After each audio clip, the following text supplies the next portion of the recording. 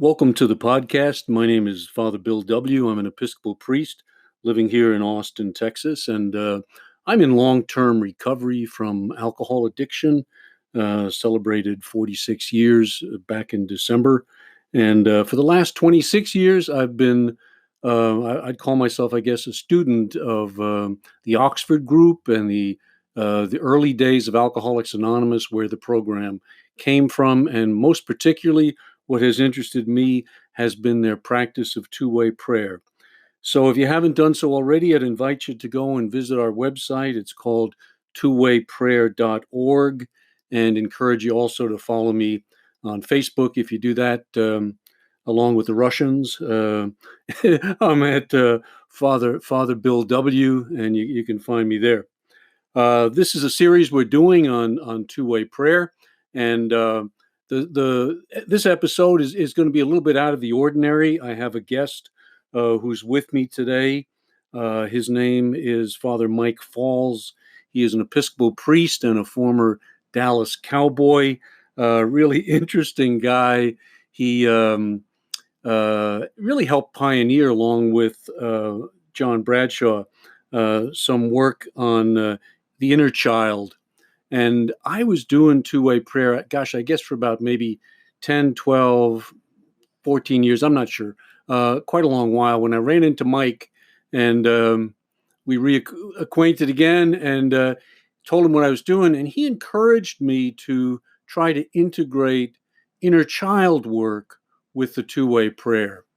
And I began doing that, and I found it really enriched the practice. It really helped heal some of the hurt that was done to me in my own childhood, and as I've worked with people over the years, I don't usually start them right off with inner child work, but after they've been listening to God for a while, and they have kind of a trusted backup in their life, in their spiritual life, and in their emotional life too, then I think they're ready to go a little bit deeper. So I just invited Mike over. I'm glad to have you here, Mike.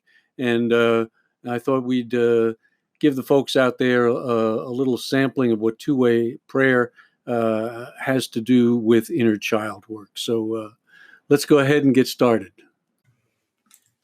Mike, I thought we'd begin by talking a little bit about inner child. You taught me everything that I know about inner child work, and really about the inner life. And I'll be forever grateful to you for that. So I'm excited to have you here, and to go a little deeper into this, and hopefully the listeners can get a sense of what this work is like, and how it fits into two-way prayer. So we'll get into that later. But let's just start off by saying how it was that you got introduced to this work. How did that come about? Well, my best buddy for like 45 years was John Bradshaw, who was kind of the promoter of the whole inner child movement, and became famous for it through the 80s and part of the 90s. And so, but when you mention inner child work, it seems like you're going back, or something frivolous about it, or why go back to your childhood, especially when you didn't have much of one to begin with. Like you and I were just talking a little while ago, that we missed out on a lot of things, but the main thing we missed out on is being our true self, because our true self was blessed. You were blessed with your true self at your birth and who you are. And that little kid started manufacturing himself and trying to be something else that he wasn't, And I was beastly clever at times, and I was dumb as hell at other times. But to find that true self, you got to go back and get in touch with that kid that's still waiting around for you to come and make that encounter. Yeah, I know when you first started working with me, you used the imagery of imagine that the kid is hiding under the bed. and when you first approach him, you have to kind of coax him out. And I think what you were getting at there was abandonment, that I had really abandoned my child. Could you talk a little bit about that? Because it seems to be pretty common. Well, it seems to me we manufacture a self, an Yeah. image that we pick it up from the society. And I was brought up in northern Minnesota, and you were rated by how tough you were and how many sticks of pulp you could cut in a day. And nobody ever talked about, nobody ever asked me what I felt. I mean, that I would say that that's the truth. And who you are is what you feel. It isn't what you manufacture or how clever you are. And I was, beastly clever at telling jokes and all this stuff. And then got into football and got that identity. So I had an identity of a football player. You played for the Dallas Cowboys. Is that right? I did indeed. Dumb as I was, I really wanted to be accepted, But I didn't even like football. I mean, I didn't like to necessarily hit people, and I sure as hell didn't like being hit. Right. So, but it was something that gave me identity and that I was good at, that I made my mark in the world. Mm-hmm. And so people look up to football players for whatever reason. And so anyway, there's the manufactured self, and we leave the true self behind. Right. So it's no wonder that we hide under the bed, because he's not used to having us come and ask him how we feel. Right. Yeah. Where the hell have you been all my life? Exactly. My kid was very distrustful.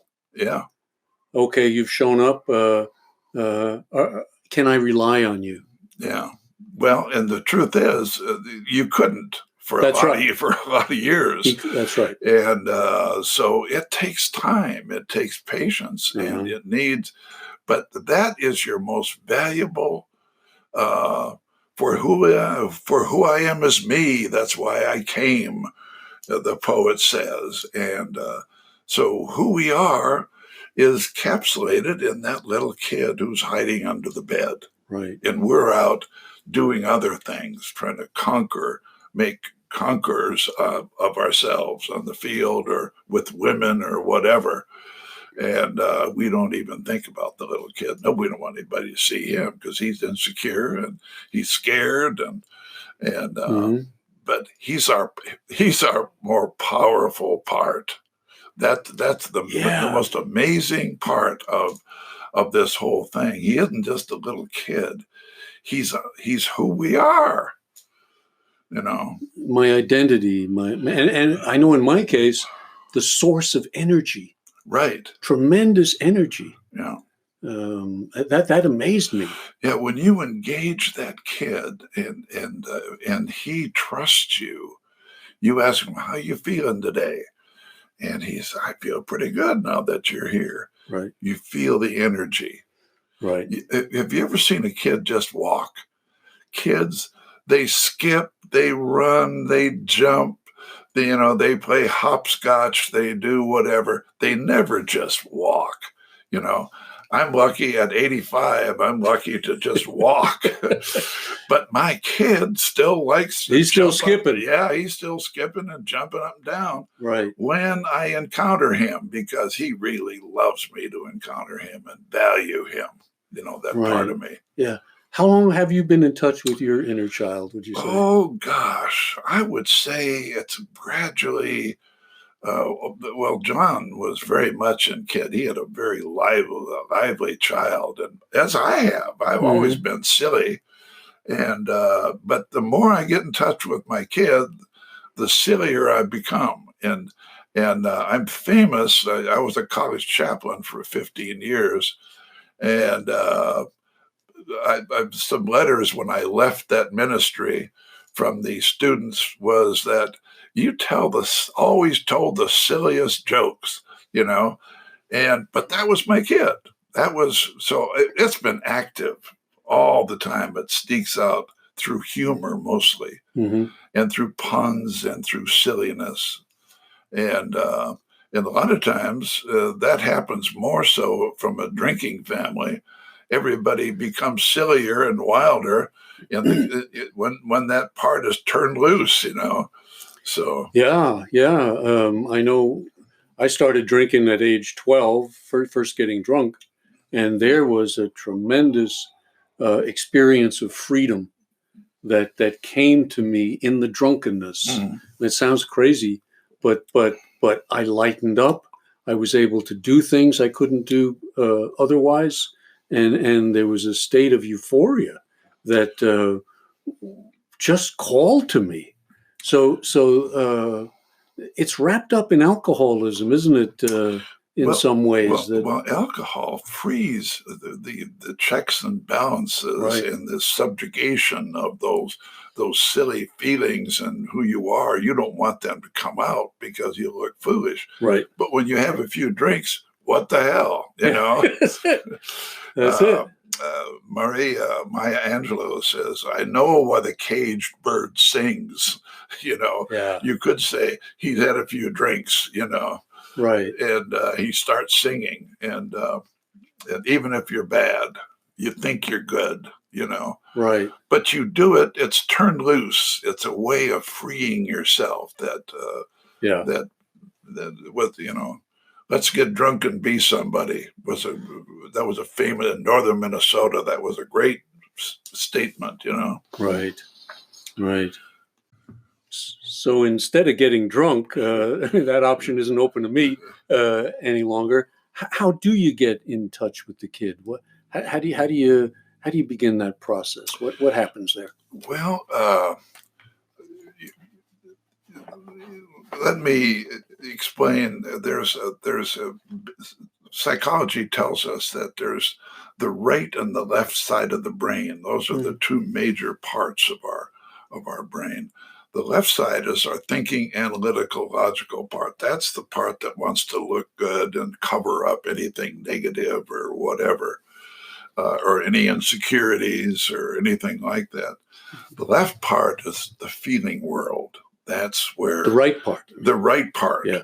The right part is you're in direct contact with your feeling world, and what you feel determines who you are. It isn't what you think.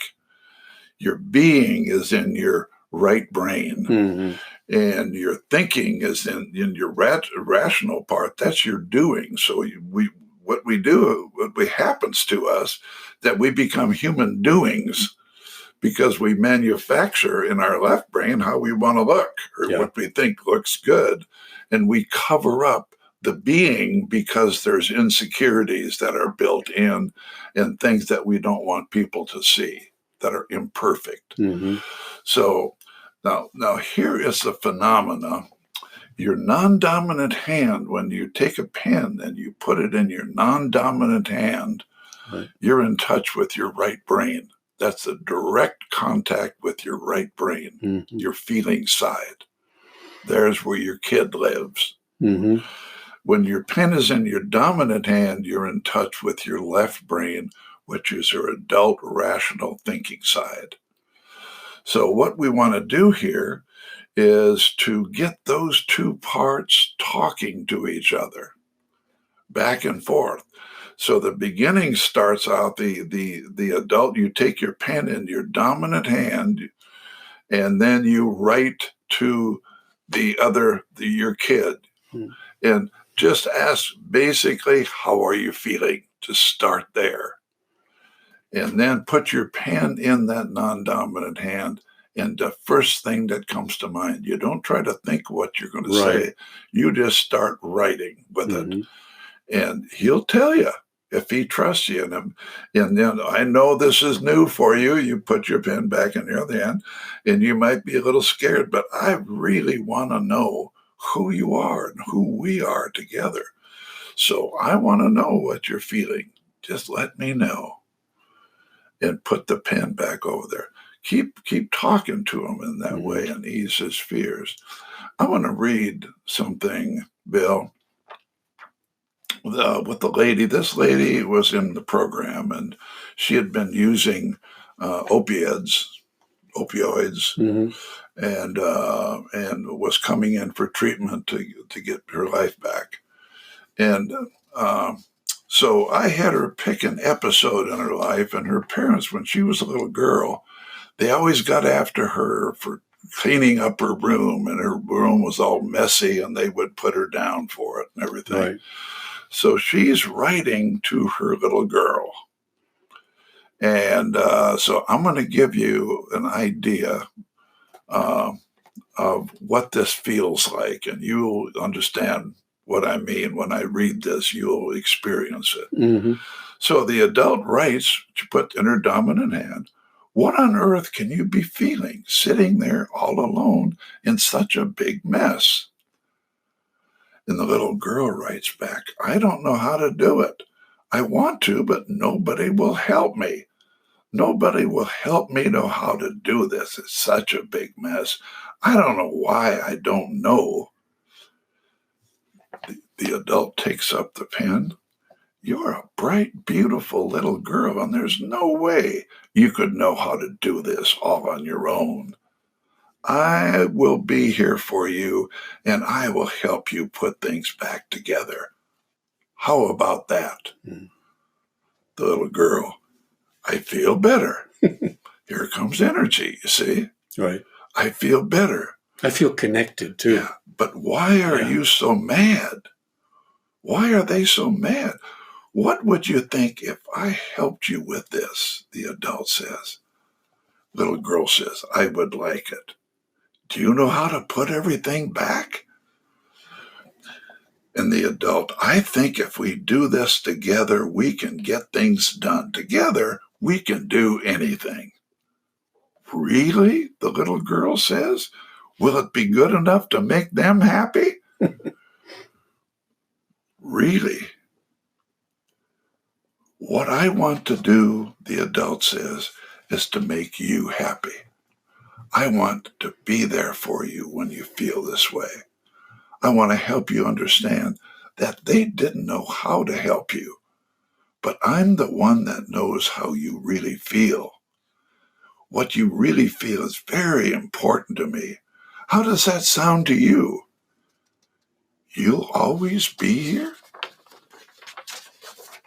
"Yes, I will always be here for you when you need help." "You'll help me do what they want?" "Yes, I'll help you do whatever they expected. Together we can do anything, and I will always be here for you. So when I don't know how to do things, you'll show me?" "Absolutely. See, I'm always here for you. They were busy working and they loved you, but they had jobs to do that took them away during the day. And when they were tired at night, but I'm always right here for you. I'm not tired at night like they are. And I'm going to hold you when you're sad and to help you when you feel overwhelmed and confused." The little girl says, "I like you being here. I like your holding me. You'll really always be here?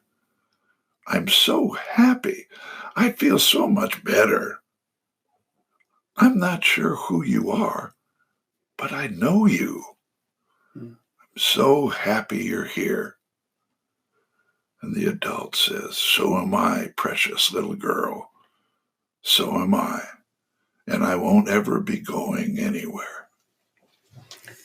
It's beautiful, Mike. You know, sometimes in 12-step programs, the ego takes a lot of battering, as if it's the whole problem. And yet, when you're reading this and you're really working towards integration, there's a place for the ego, is there not? Well, the adult self, your rational self, Yeah. is who knows how to do things. Right. You know, your little girl doesn't know how to do things. So when those two get together, Yeah. they become integrated. It's one of the greatest words in the world, especially when you think of integrity as a derivation of the word integrated. Mm-hmm. So when that adult, smart, can do it, know how to do it person, Right. connects up with the little girl, there's integrity. It's integration. It's wholeness. It's wholeness. Yeah. That's exactly it. You know, sometimes in my two-way prayer, I will go to Jesus and I'll ask a question, and oftentimes what the response I'll hear is, "Don't talk to me, talk to the kid," and he sends me immediately to do inner child work, because that's where the problem lies. It's that I am not integrated. And there is work to be done on integration with spirit, and I believe that, and I practice that, and I benefit from that. But there's also integration that needs to happen emotionally, psychically, with the child that got left behind. You know, in my case, he was damaged. Well, in mine too, and. But the thing to me is when you're integrated with that child who knows who you are, who knows what you feel, and you can integrate that with your adult self who's running scared, and they get together, that's a spiritual connection, Bill. Right. I mean, there's where, for who I am is me. That's why I came, the poet says. Right. And so then we can be our true self. Right. We can take the child, the baby Jesus, out of the manger and bring him in the house and have him join the party, and we don't leave him out there by himself. Right. Right. I mean, to me, that's the most spiritual thing you can do, is to be the person that God made you to be. Yeah. There's a story about a Jewish rabbi. I think you told me some years ago. When he goes to heaven, he's going to be asked a question. Do you recall that? Zuzia, whatever his name is. Oh yeah, yeah. He was named Zuzia. Zuzia. Yeah. He said. He said, "When I get to heaven, I will not be asked, why was I not Moses? Yeah. I will be asked, why was I not Zuzia?" Right. That's spiritual. That's being who you were made to be. Right. Yeah. Oftentimes in the church, and I think one of the problems that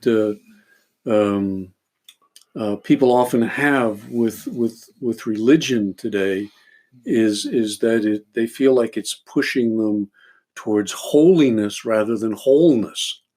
And you've really spent your life as a priest, not so much trying to make people holy as trying to make them whole. That's exactly it. And it's a strength.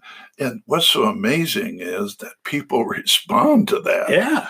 Yeah. I'm not trying to impose some ritual onto them, or some, you need to be nicer, or Right. you need to care for other people. Right. Or all I remember we had a psychiatrist visit our class in seminary, and one of the more naive seminarians, a young man, raised his hand and asked him, "What is the place of piety in the religious process?" And the psychiatrist, I'll never forget this, said, "Well, it's kind of cute."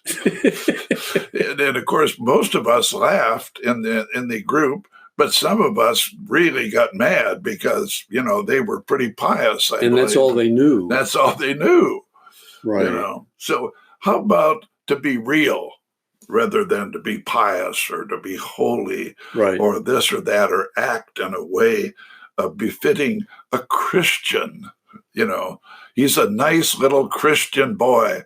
How about he's just for real? He is who he is. He'll never lie to you. He'll just tell you what the truth is. Right. And because he's just himself. And I raised him that way. Yeah. Yeah. And he's a hell of a fine kid, I'll tell you. Well, I mean, becoming ourselves is what this life is all about. Yeah. And if when we get to the end, if we haven't done that, how sad that is. And I think for many of us, unfortunately, that is where we wind up, kind of with a bitterness, a bitterness instead of a joy. And one of the things I've loved about you over the years is I can see the joy in you. It comes out, it bursts forth.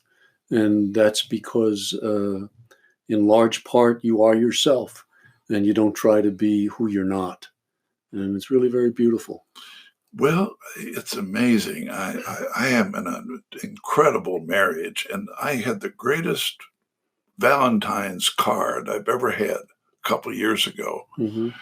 And the card says, "I love you, you weirdo, you strange person, because you helped me to be my weird, strange self." Yeah. And honest to God, I've got it sitting right next to me on my chair, which I spend quite a bit of time in these days. But yeah. Well, that's the thing about honesty. I've often said when I was doing a lot of group therapy back in the old days, that I was the second guy in the group to get honest. And what I meant by that was when one of the group members dared to go deep and to share something that was made them tremendously vulnerable. It called forth something in me and in other people as well to go there as well.